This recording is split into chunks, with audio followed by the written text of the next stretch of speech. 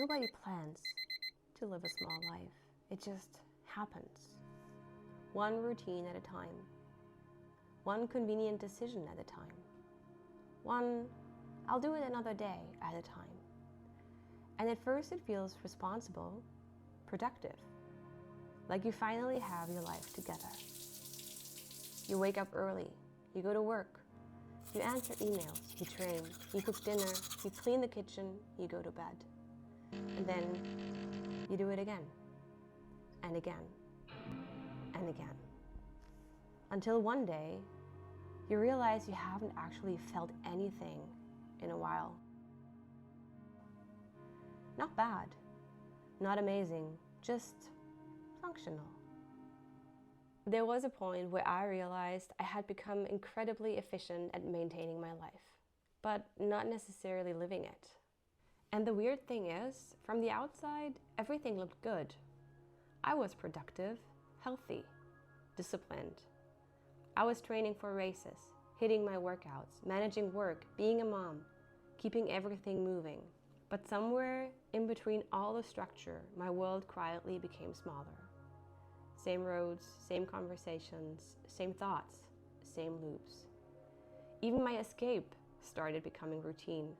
Ride, analyze numbers, repeat. And I think that's something nobody really talks about. How even the things we love can slowly become another checkbox. Another thing we optimize. Another thing we perform. But every once in a while, something interrupts the pattern. A solo ride, a run in terrible weather, a random picnic, getting lost on purpose, swimming in cold water, leaving your phone at home, and suddenly, you remember there's an entire world outside of your routines. Not because your life is terrible, but because routine has a way of numbing even beautiful things. I honestly think that's why endurance sports became so important to me.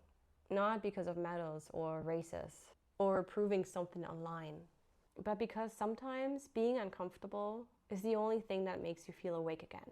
I used to think adventure had to look big. Flights, mountains, epic trips, training camps, expensive experiences. And social media definitely reinforced that idea. Like life only counts when it looks cinematic enough to post. But lately, I've started realizing that some of the moments that make me feel most alive are actually ridiculously small. Riding my bike during my lunch break, watching the sunrise on a run before work, running in the rain, sitting outside instead of on the couch, taking my son somewhere without a plan, not tracking everything, not optimizing everything, just being there. Because I think what most of us are actually craving isn't escape, it's presence. I think a lot of adults stop experiencing life and start managing it. We become caretakers of schedules, managers of logistics, professionals at repetition. And somewhere in there, curiosity quietly disappears. The scary part is you barely notice it happening because routine feels safe, predictable, efficient. But life isn't remembered through efficiency. Nobody looks back at their life thinking, I'm so glad I answered all of my emails quickly.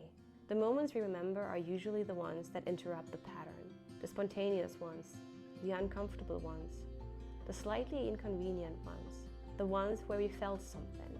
And I think that's why I've become so obsessed with the idea of quitting comfort. Not because comfort is bad, but because too much comfort slowly disconnects us from being fully alive. Maybe life was never supposed to feel perfectly optimized. Maybe it was supposed to feel real, messy, unexpected, alive. And maybe you don't need to completely change your life to feel that again. Maybe you just need to interrupt the pattern often enough to remember there's still a world outside of it. So let's interrupt the pattern together. Share in the comments what you want to try this week that is small, easy to do, but will interrupt the pattern. So I'll see you in the next one. And don't forget to celebrate life. Bye.